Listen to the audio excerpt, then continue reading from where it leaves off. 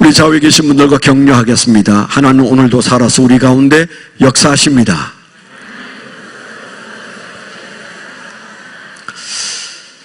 네, 먼저 오늘 조금 양해 말씀을 드립니다. 저희가 어저께 전청에 에어컨을 이제 여름을 대비해서 잘 정비를 했는데 정비를 너무 세게 했나 봐요. 딱 본당이 에어컨이 안 들어와요. 괜찮았었는데 갑자기 가동이 멈추어져서 좀 더우시죠? 얘기하니까 진짜 더우신가 봐요. 갑자기 부채질 하는 분도 계세요. 네, 모르면 더 좋았을걸. 그런데 방법도 있습니다. 정말 더우시면 한번 들어왔다 가시면 예배 마칠 때까지 시원하실 수 있습니다. 저는 안 더웁네요. 손에 발에 이렇게 물이 들어가서 이제 가운에 물이 철렁철렁하니까 안 덥습니다. 시원합니다.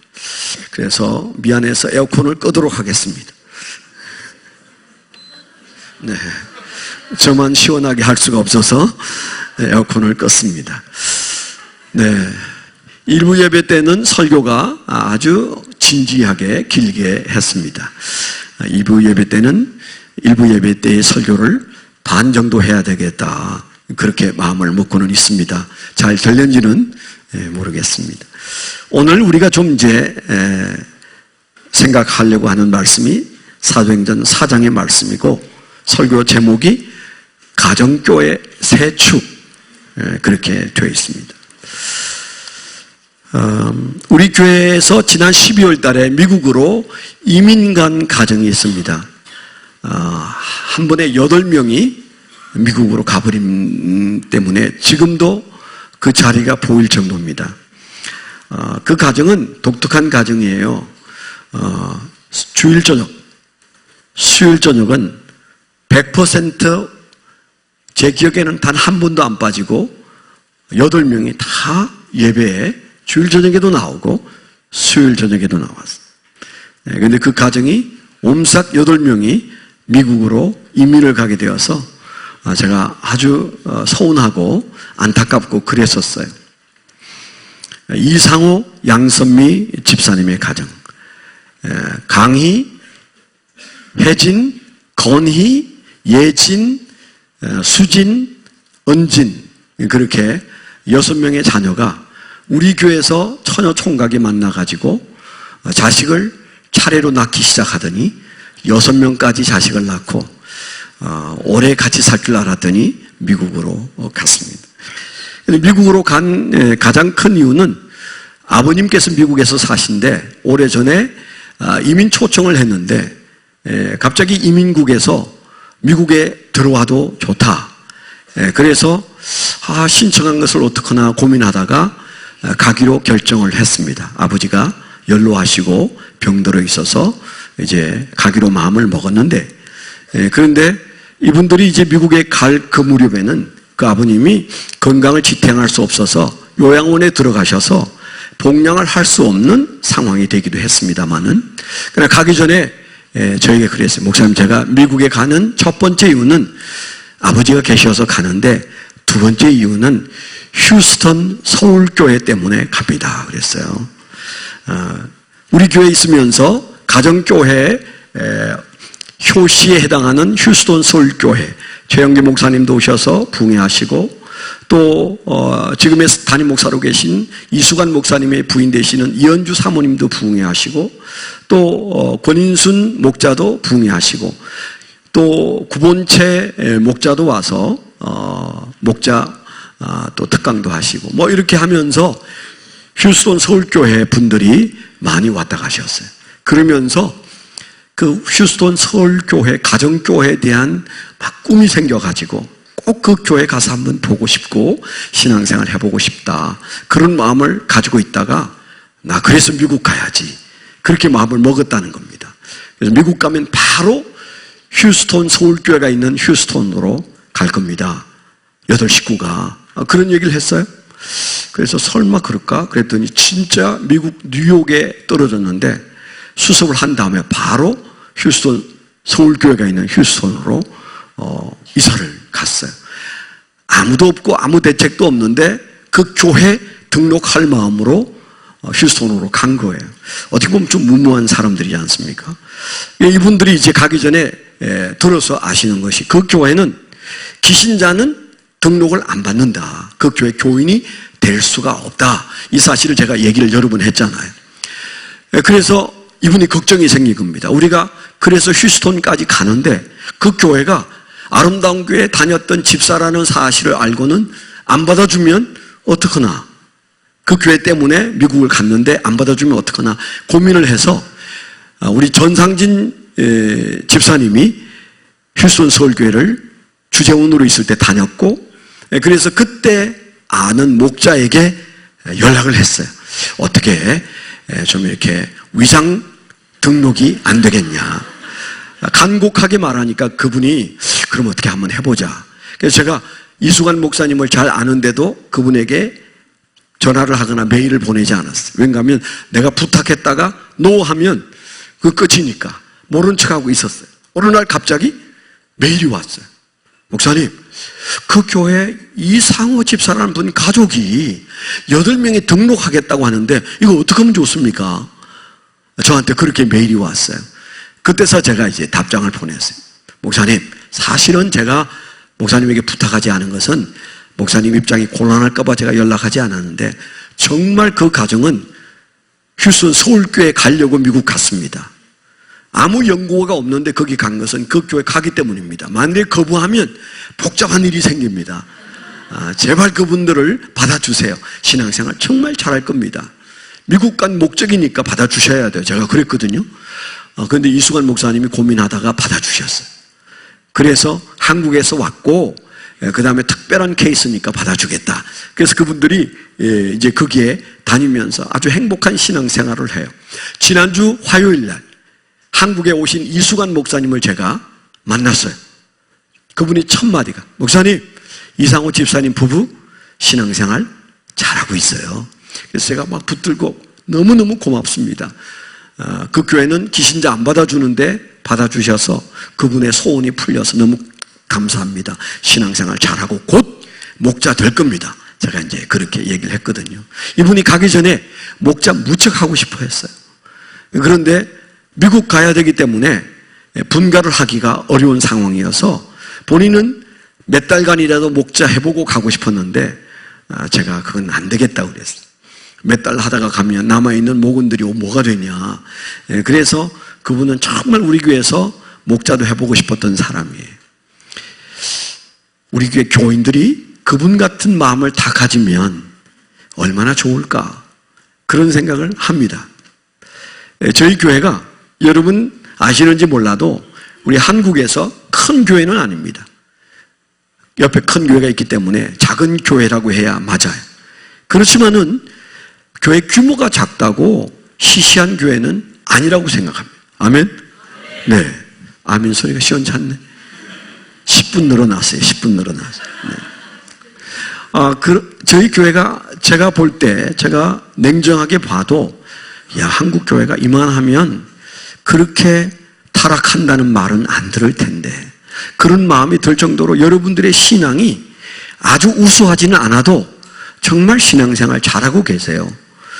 그런데 저희 교회가 개척 때부터 제자 훈련하고, 그리고 사랑의 교회 다락방처럼 우리는 순을 하면서 열심히 훈련을 시켜서 순장들이 얼마나 헌신되이 주님을 잘 섬겼는데 지금부터 한 17년 전에 제 마음속에 우리 교회가 목장을 해야 되지 않나 그런 부담이 찾아오기 시작했어요. 왜냐하면 그때 제가 하나님이 주신 감동으로 가정교회라는 것에 대해서 알기 시작했어요.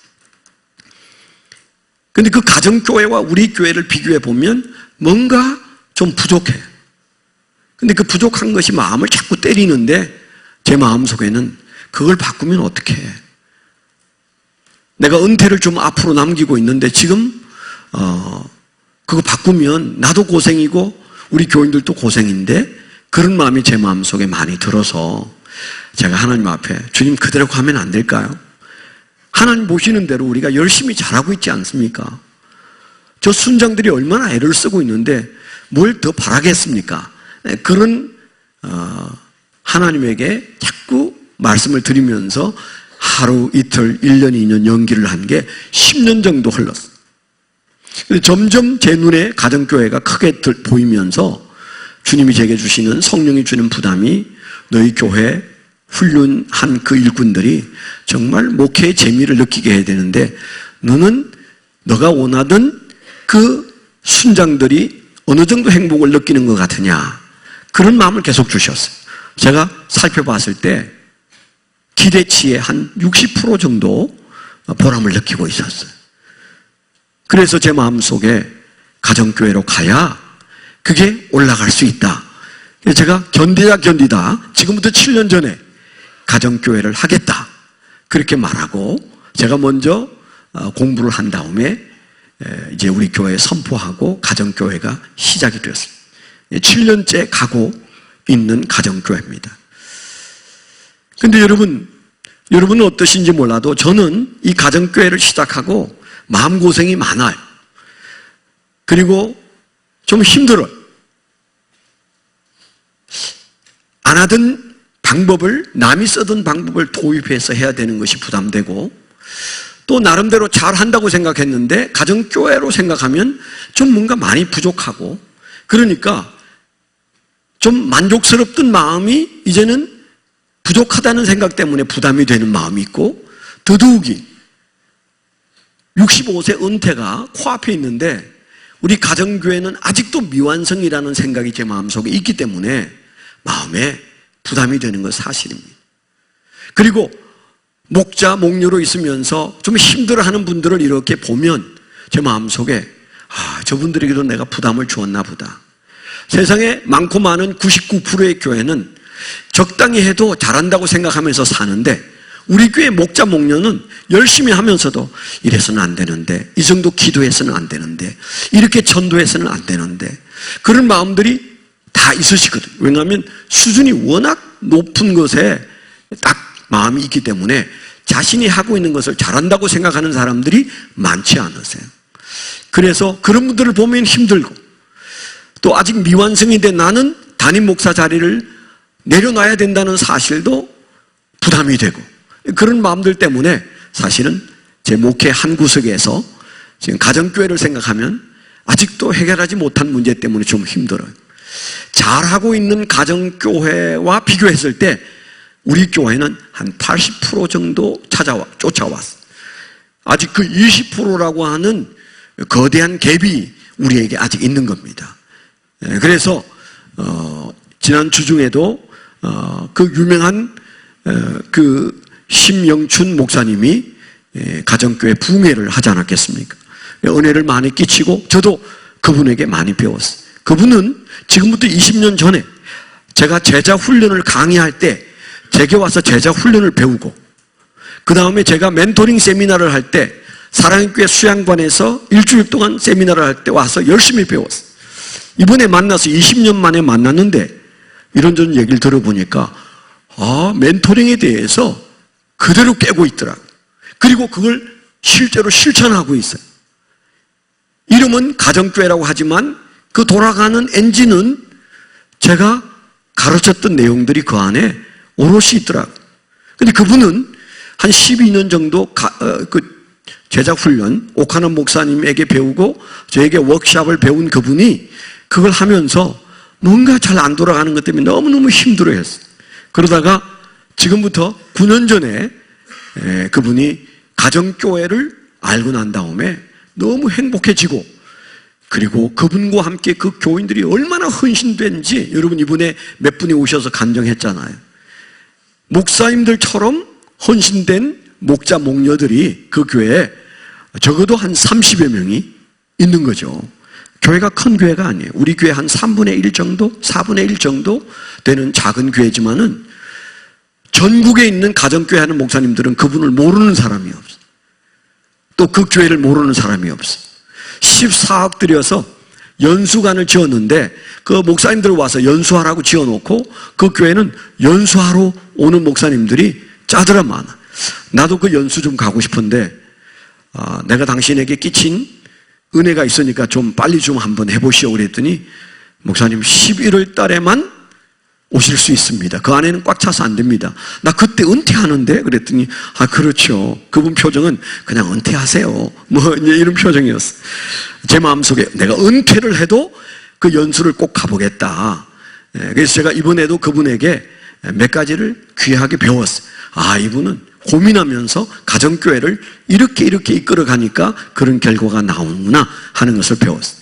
분명한 것은 이 가정교회를 하는 심영춘 목사님이나 저나 성령의 감동하심을 받아서 이 21세기에는 주님이 가정교회를 하라고 하시는구나.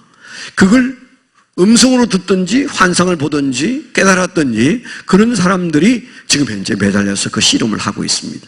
그래서 솔직히 목자 목녀 여러분 고생 많이 하고 계세요. 잘 되는 사람은 고생을 못 느끼지만 해도 잘 안 되는 분들은 그 마음에 부담이 오죽하겠습니까? 괜찮아요. 그 부담을 왜 가집니까? 예수님 때문에, 예수님 명령 때문에 가지는 거예요. 잘하고 못하는 건 그렇게 중요한 게 아니에요. 그건 그렇게 중요한 게 아니에요. 그 명령을 붙잡고 사니까 그 명령 때문에 고달프다. 그 명령이 십자가처럼 무겁다. 여러분 그런 마음이 드시는 목자 목녀 계시죠? 그게 축복이에요. 예수님 때문에 생기는 일이잖아요. 우리가 예배를 마칠 때 우리가 마지막 찬송을 부를 때 예수님 때문에 그 찬송을 부르잖아요. 바로 그 예수님 때문에 우리가 그런 일들을 겪고 있다. 이 사실을 염두에 두시길 바랍니다. 그러면 왜 김석환 목사가 멍청한 목사도 아니고 목회와 교회에 대해서는 한국 교회에서 뭐 꽤는 아니지만 좀 알려진 사람이 책도 쓰고 박사고, 제가 박사란 말을 자꾸 해서 미안합니다. 알 만큼 아는 목사가 왜 은퇴를 앞두고 가정교회를 시작했을까요? 우리 교인들이 편안하게 살다가 힘들어 하는데 왜 그분들을 힘들게 만들까요? 그 이유는 하나님이 명령했었지만은 그것이 21세기 한국 교회가 가야 할 길이라고 성령님께서 말씀하신 때문이에요. 그럼 도대체 그 가정교회는 뭐냐? 간단하게 말하면 초대교회, 신약교회, 예수님이 성천하신 후에 만들어진 예루살렘 교회부터 안디옥 교회, 갈라디아 교회, 에베소 교회, 로마 교회, 모든 그 초대교회들이 어떤 교회였습니까? 가정교회, 가정교회. 그들은 이런 건물이 없었어요. 함께 모일 때는 회당에 모이거나 광장에 모이고, 그 다음에 그들이 주중에 모이는 곳은 가정마다 목자가 있어서 그 목자의 인도를 받으면서 가정에서 떡을 떼고 함께 삶의 애환을 나누고, 그리고 말씀을 가르침 받고, 그리고 누군가를 그 가정으로 데려와서 전도하고, 그러다가 박해가 오면 그 중에 한 사람이 끌려나가서 순교하고, 그러면 남아있는 그 자식들을 같이 공동체가 끌어안고 그 자녀들을 위해서 잘 양육하고, 그리고 어머니 아버지가 순교한 그 자식이 자라서 그 목장 안에서 다시 순교대에 끌려나가지만 찬송하며 나가고, 이게 얼마 동안 계속된 일입니까? 건 250년, 약 300년 동안 AD 313년에 로마의 국교로 기독교가 선포되기까지 그들은 로마의 7왕이 지나가면서 얼마나 많은 박해를 받고 순교를 했는지 몰라요. 힘들 때는, 어려울 때는 여러분 잘 아시는 대로 지하에 있는 자연동굴 속에 사람들을 묻는 무덤이 있었는데 그 지하에 들어가서 숨어서 살면서까지 그들은 그 신앙생활을 했는데, 그때 그 공동체는 가정교회였어요. 아니, 그래 초대교회는 그렇다 치고 무슨 21세기에 예수님이 곧 오신다면서 이 21세기에 그런 가정교회를 성령이 하라고 하는 이유가 뭐냐? 그간에 여러분 잘 아시는 대로 AD 313년 콘스탄티누스라는 로마의 황제가 그 어머니 헬레나의 신앙을 받아들여서 그가 예수를 믿지 않았습니까? 어느 날 전쟁터에서 꿈을 꾸었는데 누가 나타나서 깃발에다가 십자가를 그려서 전쟁에 나가면 그 예수가 승리하게 해주실 것이다, 이런 꿈을 꾸고는 놀래가지고 우리 엄마가 믿는 예수? 아닌 게 아니라 그분은 전쟁이 급하니까 깃발을 만들어서 십자가 깃발을 만들어서 전쟁에 나간 날 승리했어. 아, 하나님은 살아있는 게 맞구나. 그래서 그가 예수를 믿고 303년에 예수 믿고 10년이 지난 313년에 우리 로마는 이제부터 우리의 신은 태양신이 아니고 오만 잡신이 아니고 예수 그리스도가 진정한 신이다 선포했어. 그러니까 뭐예요? 모든 로마의 제후와 그리고 사병들은 다 일거에 예수를 믿기 시작했어. 기독교 신자가 됐어. 근데 우리 눈으로 보면 뭐예요? 그냥 그들은 생각 없이 종교를 바꾼 겁니다. 종교를 바꾸면 구원 받습니까? 종교를 바꾸면 그 사람이 진짜 예수쟁이 돼요? 아니에요. 대부분의 사람들은 그냥 종교만 바꿨어. 태양신을 섬기다가 하나님이란 그 신, 여호와라는 신 섬기지 뭐. 임금이 섬기라는데 그래서 제후와 병사들이 예수를 믿는답시고 교회를 나가면서 그럴듯한 교회가 만들어지고 나중에 그것이 조합 형태로 만들어져서 로만 캐토릭이 되고 히랍 정교회가 되고 그 다음에 콥트 교회가 되고 알미니아 교회가 되어서 구교, 소위 말하는 구교, 천주교와 같은 구교가 크게는 4개가 만들어졌잖아요. 네파로 나뉘어서 그들이 이 교회를 형성했는데 굉장한 권력을 가지고 로마에 있는 카톨릭부터 시작해가지고 저 터키에 있던 정교회, 이집트에 있던 콥트 교회, 저 북쪽에 있던 알미니아 교회 4개의 구교가 만들어지면서 소위 말하는 구교가 형성되죠. 그 후에 16세기에 종교개혁이 일어날 때까지 그 4개의 큰 구교는 교회를 멋있게 지어놓고 그리고 그곳에서 그들은 하나님을 예배하면서 하나님을 잊은 채 살았어. 그래서 우리가 그때를 종교 암흑기다 그렇게 말합니다. 그런 시대를 지날 때는 그들은 종교로서 충분했어요. 기독교 뭐 복잡해, 뭐 신앙이고 뭐가 없어. 그냥 난 교회 나가면 되는 거지. 그래서 그들은 종교인으로서 예수를 영접하고 자시고 이런 것들은 그냥 복잡하니까 생각 안 하고 그들은 그저 영세받고 그렇게 있다가 종교개혁이 일어난 후에 그 신앙이 성경에 나오는 신약교회와 너무 다르다는 사실을 루트로부터 시작해서 종교개혁자들이 가르쳐 주었어. 나중에는 성경을 읽게 되면서 비교하게 되었어. 그러면서 종교개혁이 일어나게 되어서 오늘에 이르기까지 된 거잖아요. 그런데 그 사이에 없던 가정교회가 왜 21세에 생겼느냐? 초대교회 때 순교가 일어난 것처럼 이제 우리 신앙에 어려운 시절이 오고 있다는 증거입니다. 지금 우리는 잘 살고 있어요. 가정교회 안 해도 별 문제 없습니다. 그런데 가정교회를 하나님이 하게 하시는 가장 큰 이유는 이제 주님이 오실 날이 임박한 21세기에는 또 다른 신앙의 큰 위협이 찾아온다는 것입니다. 초대교회 당시에는 바깥으로부터 박해가 왔어요. 그런데 21세기에는 안으로부터 와해가 일어납니다. 안으로부터 혼합주의가 일어나고 안으로부터 타락이 일어나요.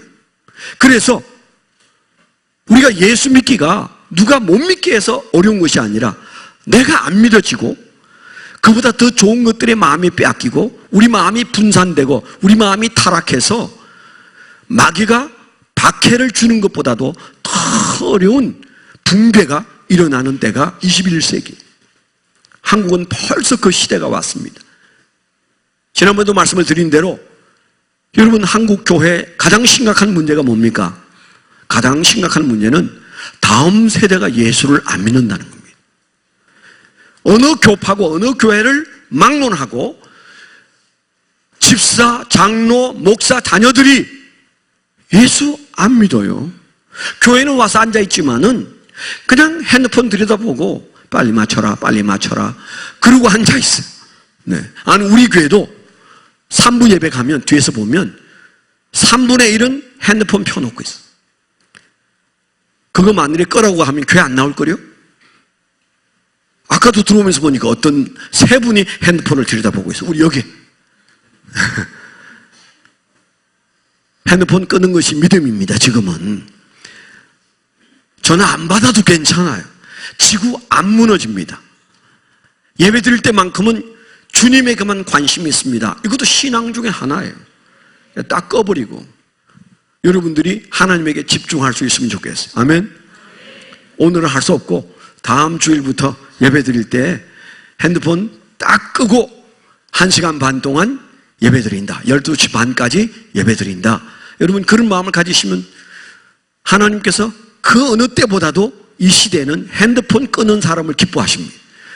왜냐하면 그게 거의 중독 단계 있잖아요. 예? 모든 사람들이 그거 없으면 불안해져. 저도 차를 탈 때 제일 먼저 찾는 게 핸드폰 잘 있나? 불안해진다니까요.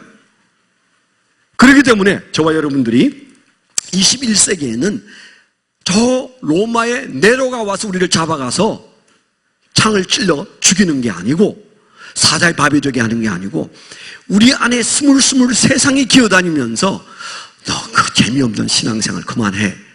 그래서 우리를 와해시키는데 사탄이 제일 무서울 때가 그때입니다. 내 안에서부터 신앙을 무너뜨리는 사탄이 제일 무서운 사탄이에요. 우는 사자처럼 덤비면 괜찮아요. 그런데 천사를 가장하고 나타나는 때가 100이면 99명은 넘어집니다. 요즘 무너지는 목사님들이 박해 때문에 무너집니까? 박해 때문에 목회 내려놓습니다. 아니에요. 그 안에서 일어나는 유혹 때문에 돈의 유혹, 이성의 유혹, 권력의 유혹 그런 것 때문에 목사님들이 꽝꽝 넘어지고 있습니다. 뭐 했다는 거예요? 밖으로부터 오는 박해가 아니고 내 내부로부터 일어나는 유혹에 넘어지는데 그게 가장 큰 피해자가 우리의 자녀들이에요. 여러분 해보잖아요. 자녀들 붙들고 신앙 얘기 해보잖아요. 먹힙니까? 잘 안 먹혀요. 그래서 지난주에도 말씀을 드린 대로 통합적 장로교회는 전국에 조사를 해보니까 58%의 교회는 주일학교가 없어. 아니 한 명이라도 아이가 있어도 주일학교 해야 되잖아요. 아멘? 한 명이 있어도 10명의 선생이 달라붙어서라도 해야 되잖아. 그런데 손 놔버려. 안 하고 있어요. 이 심각한 얘기입니다.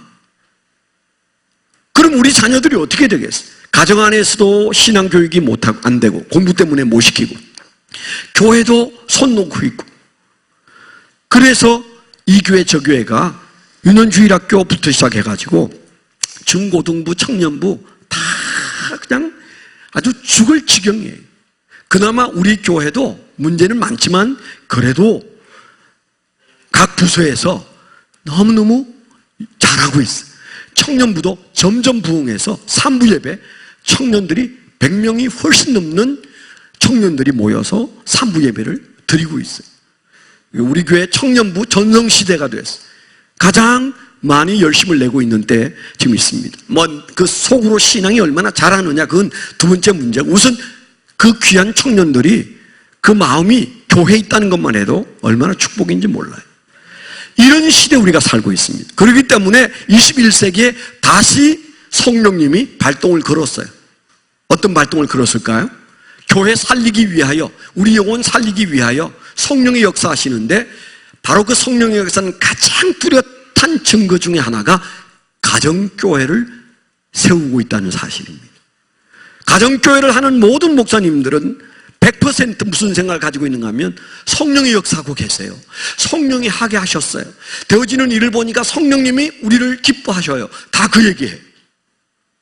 그래서 지난주에는 목회자 컨퍼런스에 무려 700여 명이 변산반도에 모였어요.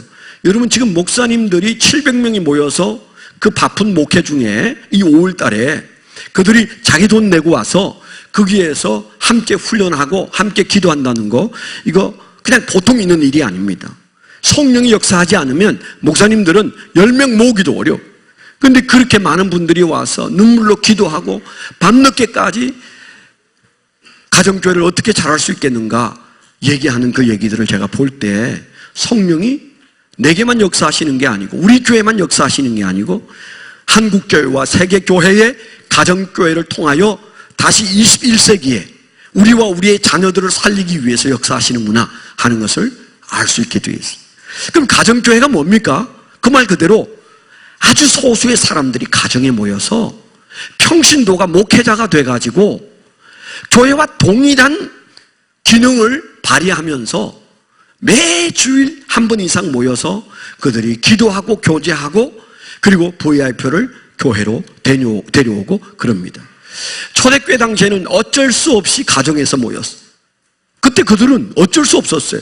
교회당이 존재하지 않았습니다.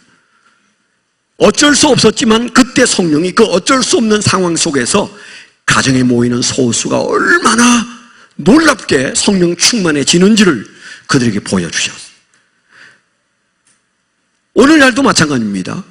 성령께서 가정교회 안에 역사하셨어요. 그 안에서 전도가 일어나고 그 안에서 우리가 꿈꾸는 사랑을 대접받게 되고 또 사랑을 주게 되잖아요. 일방적으로 사랑만 받는 사람 없습니다. VIP로 와서 사랑받고 신앙의 눈을 뜬 다음에는 그분은 그보다 더 큰 마음으로 누군가를 사랑하려고 해요. 누군가를 데려오려고 해요. 이 가정교회의 놀라운 역사가 사랑 공동체인 것을 증명해 주고요. 하나님이 사람을 키우는 이 시대 공동체는 가정교회입니다. 여러분, 우리 자녀들을 무슨 교육을 시키면, 어디로 데려가면, 어느 나라로 이민을 가면 그 자녀들이 정말 하나님 앞에서 잘 될 수 있습니까? 없어요. 분명히 말씀을 드리지만 없습니다. 미국 간다고 시스템 좋은 데 가서 그들이 좋은 공부는 할 수 있어도 신앙이 좋아질 확률은 보장하지 못합니다. 우리가 있는 그 목장에서 나를 비롯한 우리 목원들이 내 자식을 위해서 기도해주고 그리고 사랑해주고 권면해줄 때 그때 그 아이는 아무 일 없는 것처럼 왔다 갔다 재미없는 것처럼 왔다 갔다 하지만은 그 아이들은 그 안에서 영적으로 자라게 돼 있어요. 그래서요, 어느 교회나 우리 교회도 마찬가지입니다. 목장을 누가 제일 사랑하던가요? 목자가? 목녀가? 아니에요. 우리의 자녀가 그 목장을 제일 사랑합니다. 여러분, 아이가 목장 안 가려고 막 때를 쓰면 금식해 보세요. 금식해도 안 되면 그 아이가 왜 안 가는지 여러분 기도해 보고 어떻게 해서도 그 목장을 바꿔놔야 돼요. 우리 아이가 좋아하는 목장으로 바뀌면 그 목장은 성령이 역사하시게 돼 있어요. 그래서 우리 자녀들을 잘 보면 그 자녀들이 목장 가자고 이야기합니다. 저희 손녀도 금요일을 기다리고 있어요. 열심히 기다리고 있습니다. 그래서 목장 가고 싶어서 어쩔 줄 몰라요. 무슨 일이 벌어지고 있습니까? 그 아이들이, 순수한 아이들이 그곳에서 성령의 역사하시는 것을 조금씩 깨닫고 있어요. 이미 자식 다 키워서 가정교회 올리브 블레싱 모르고 성장한 자녀들은 어쩔 수 없지만은, 그러나 우리 목장 안에서 다음 세대를 키우는데 이것보다 더 강력한 격려는 존재하지 않는다. 목장에서 그 자식들을 함께 키우고 격려하고 그들을 위해서 기도해주고 그들에게 매주 모일 때마다 각자가 느끼는 감사와 기도 제목을 하나씩 말하게 하는 그 가정교회 안에서의 자녀들의 성장, 여러분 후회하지 않습니다. 이런 일들이 초대교회에 있었고 21세기 교회에 반드시 일어난다는, 저희 교회가 7년 전에 일반 교회에서 가정교회로 전환한 이유가 여러 가지 이유가 있는데 그 중에 하나가, 여러분 일반 교회는요 여전히 모든 교회 프로그램이 교회 안에서만 일어납니다. 구역 잠깐 어쩔 수 없이 모이지만 거기에서 너무 좋아가지고 밤 12시, 1시, 2시까지 모이고 일주일에 한 번 모이는 게 모자라서 2번 모이고, 없어요. 그런 구역이 있습니까? 없습니다. 그런데 가정교회는 교회 건물 안에서 일어나는 게 전부가 아니에요. 오히려 더 많은 일들이 교회 바깥에 일어납니다. 일반 신자들은, 일반 교회는 예배 드리면 땡이에요. 신앙의 목표가 예배예요. 일주일에 예배 한 번 드리면 마음의 부담이 사라집니다. 내가 신앙생활 제대로 하고 있다고 생각합니다. 내가 11조하고 내가 교회 주일마다 안 빠지니까 내가 할 도리 했다고 생각합니다. 이게 신앙 목표예요. 일반 교회가. 그래서는 안 되죠. 대부분의 교회는 목회자가 열심히 신방합니다. 그리고 1%의 목회자가 99%의 신자들을 어떻게 해요? 이끌어가고 있어요. 교회 사역은 1%의 성직자가 99%의 교인들을 이끌어가고 있는 사역을 하고 있어요. 이거 아니에요. 주님이 원하는 초대교회는 그렇게 안 했어요. 99%의 사람들이 VIP를 빼놓은 99%의 사람들이 열심히 저마다에 주어진 하나님의 사역을 감당하면서 짜릿한 신앙생활을 하지 않았겠습니까? 이 예배 중심의 일반적인 목회에서 과연 참된 사귐이 가능할까요? 안 일어나. 예배만 드리면 됩니까? 그게 진정한 코이노니아, 사귐이 있어야 되는데 일반 교회에서는 그게 제대로 일어나지 않습니다. 우리가 다 해봤잖아. 그리고 일반 교회는 직책 중심이에요. 직책 중심. 그 직책 때문에 보이지 않는 계급 사회가 만들어지고 있는 것. 그래서 아무런 직책도 없는 사람은 편안하게 예수를 믿어. 나 아무것도 아니니까 나는 그냥 아무것도 아닌 것처럼 살아도 괜찮아. 그런 생각을 가집니다. 그런데 우리가 목장에 들어가면 갓 오신 분 외에는 전부 다 부장을 한 자리씩 가지고 있어요. 그렇죠? 심지어는 뭐 청소부장까지, 광고부장까지 다 한 자리씩 하고 있어요. 여러분, 회사에서 부장하는 것보다 목장에서 부장하는 게 훨씬 축복인 줄 믿습니다. 그걸 귀하게 여기셔요. 하나님이 내게 주신 직분. 그래서요, 직책 중심이 아닙니다. 직분 중심입니다. 모든 그리스도인들은 다 한 가지 이상의 직분을 가지고 사는 가정교회. 하나님께서 그걸 원하셔요. 근데 오늘날 여러분, 비신자의 입장에서 교회를 어떻게 보고 있습니까? 교회를 아주 부정적으로 보고 있습니다. 목사 순환 시대예요. 안 믿는 사람에게 저 목사입니다. 그러면 반응을 안 보여.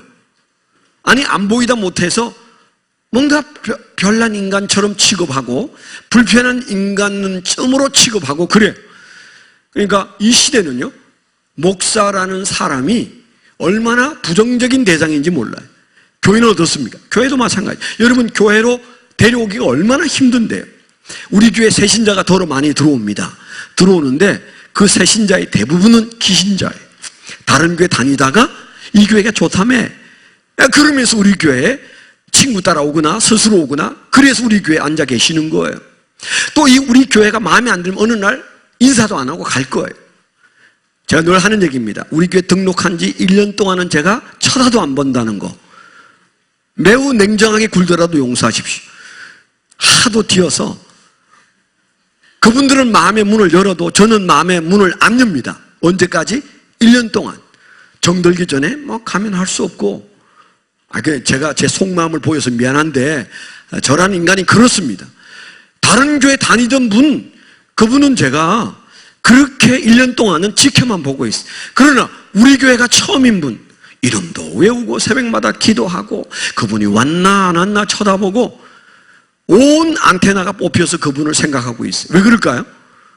우리 교회와 제가 존재하는 이유는 영혼 구원하는 게 이 교회의 목적이기 때문에 이미 구원받은 사람, 다른 교회 가서도 신앙생활 잘하고 헌금 잘할 분들은 개척교회 가셔야 돼.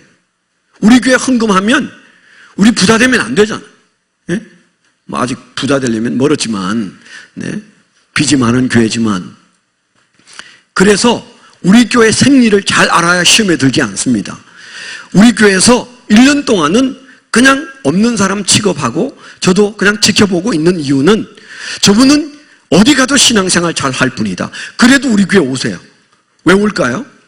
있던 교회가 뭔가 문제가 있는데 아름다운 교회 가면 좀 뭔가 내 신앙에 이 상처를 치료받을 수 있을까? 그래서 여러분들이 오시는 분 환영합니다. 환영하지만 그러나 여러분들이 잘 기억해야 할 것은 그런 분이 개척교회 안 가요. 그럼 새신자는 예수 안 믿던 사람이 개척교회 가서 신앙생활 할까요? Nothing. 전혀 안 합니다. 전혀 안 합니다. 귀신같이 알아요. 그래서 개척교회는 불신자가 절대 안 가요. 귀신자 알아서 안 가고 불신자 알아서 안 가면 개척교회 되겠습니까? 안 되겠습니까? 안 돼요. 안 돼요. 왜? 교회에 대한 인식이 안 좋아요. 그러면 교회로 데리고 오려고 하면 실패합니다. 어디로 데려가야 돼요? OK 목장으로 데려가야 해요. 우리 목장 가는데 가서 밥 먹읍시다. 그래서 꼬셔서 목장으로 데려가야 돼. 아니 목장이 어떻게 아파트예요? 이제 그러면 그때 이실직고 해서 우리가 아파트에서 모이는 희한한 목장이 하나 있는데 좋아할 겁니다. 가보십시다. 그래서 목장에 가서 바람 쐬는 것보다 더 좋은 영적인 공기를 쐬고, 그리고 좋은 음식을 대접받고, 그러면서 여기가 괜찮네, 그런 마음이 들게 만들어서 그에게 진리가 들어가고, 그 진리가 들어간 사람이 우리 교회도 한번 가봅시다. 그게 그 설교 참 은혜롭게 하는 김용파 목사님이 계신데 그 설교 한번 들어보시죠. 그래서 여러분들이 데려오는 겁니다. 아멘? 은혜가 안 되는구나. 네. 빨리 마친다더니 마치지는 않고 무슨 아직 본론을 시작도 안 했거든요. 네. 여튼 폐일은 하고, 기성의 일반적인 교회에서는 전도 포기한 지 오래예요. 기신자나 들어오지 새신자, 넌 크리스찬이 안 들어와요. 안 들어와요. 왜? 교회에 대해서 부정적인데 교회에 오겠습니까? 여러분의 남편, 예수 안 믿는 남편이 교회 가자면 오겠습니까? 안 온다니까. 빌어도 안 와. 이탈리아 여행 가자고 하면 갈 사람이 코앞에 있는 교회 가자면 안 따라와. 왜요?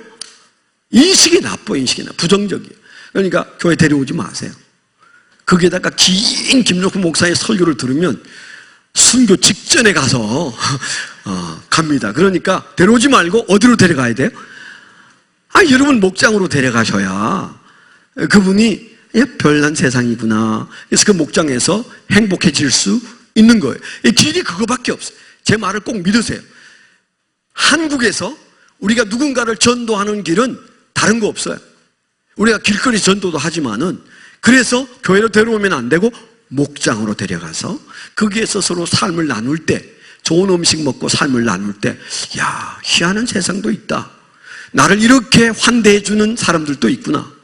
저게 가식인 줄 알았더니 그 다음 주에 가도 환대해 주고, 그 다음 주에 가도 환대해 주니까 이분들은 나를 정말 좋아하나 보다, 그렇게 생각하면서 마음의 문이 열릴 수 있기 때문에 우리는 반드시 그렇게 해야 돼요. 가정교회는 우리가 꾸민 아이디어에서 나온 게 아니에요. 뭐라고 말씀드렸어요? 초대교회가, 신약교회가, 성경에 있는 교회가 뭐예요? 가정교회였어요. 그렇기 때문에 아름다운 교회가 가는 길은 옳습니다. 좀 우리가 부족한 20%를 제가 올해 안에 잘 끌어올려서 제가 담임 목사직을 내려놓을 때 그래도 가정교회 이제 어느 정도 모양에 갖추어졌구나, 그러기 위해서 제가 가정교회에 대한 설교도 좀 할 생각입니다. 자, 그래서 여러분, 가정교회는 뭐냐? 가족 공동체를 경험하는 매우 축복된 교회인데, 우리가 이런 몇 가지를 가지고 저희들은 가정교회가 중요하게 여기는 세 축이 있다, 그렇게 말해요. 제가 간단하게 말씀을 드리고 말씀을 마칠 거예요. 가정교회가 중요하게 여기는 세 축이 있다. 그림 보십시오. 저기 보면 세 가지 축이 있는데, 하나는 뭐예요? 목장이 있어요. 또 다른 하나는 뭐예요? 삶 공부가 있어요. 또 다른 하나는 뭐예요? 주일 연합 예배가 있어요. 목장, 삶 공부, 연합 예배, 이 세 가지가 이 가정교회의 아주 중요한 축을 이루고 있어요. 설명은 다음 주에 하겠습니다. 다음 주에는 매우 위대한 주의 종이 와서 저를 대신해서 그분이 설교하실 거예요. 기대하시면 됩니다. 그 다음 주에 제가 다시 나타났을 때는 이 말씀에 이어서 제가 설교를 할 텐데, 세 축을 기억하십시오. 사람은 지정의가 충족될 때, 그때 안정감을 느끼고 행복해지고 삶이 충족되고 변화가 일어나요. 근데 교회가 이 세 가지 역할을 하는데, 가정교회는 뭘 하느냐? 첫 번째는 목장을 통해서 정적인 나눔을 가져요. 그 목장 안에서 그 나눔이 너무너무 우리 마음을 서로 만져주게 돼 있어요. 성령이 그 일을 가정교회에서 합니다. 믿으세요. 성령님이 하신다니까. 목자가 하는 게 아니에요. 성령이 하세요. 그걸 여러분들이 빨리 캐치해야 내가 살 길이 여기구나. 아무리 바쁘고 힘들어도 그 목장 안에 마음에 안 든 사람이 있어도 나는 거기에 안 가면 죽는 거구나. 그걸 알게 돼 있어요. 정적인 모임이 가정교회 목장 모임입니다. 일주일에 한 번 이상 평신도가 인도하는 그 가정교회. 두 번째는 뭐예요? 사람은 지족해야 돼요. 지적인 만족을 느끼면서 살아야 되는데, 신앙 안에도 그렇습니다. 우리가 삶 공부와 제자 훈련을 통해서 지족하게 돼 있어요. 깨달음이 따라오게 돼 있어요. 이게 아주 중요한 거죠. 깨달음이 없는 신앙은 절대 앞으로 나아가지지 않아요. 삶 공부가 여러 가지로 잘 준비되어 있어요. 여러분들이 할 때마다 오셔서 생명의 삶만 먼저 하면 그 다음부터 여러분들이 시간이 될 때마다 삶 공부에 들어가실 거예요. 내년에는 여러 개가 개설이 될 겁니다. 세 번째가 뭐예요? 오늘 이렇게 모여서 드리는 이 연합예배. 이 예배를 하나님께서 기뻐하세요.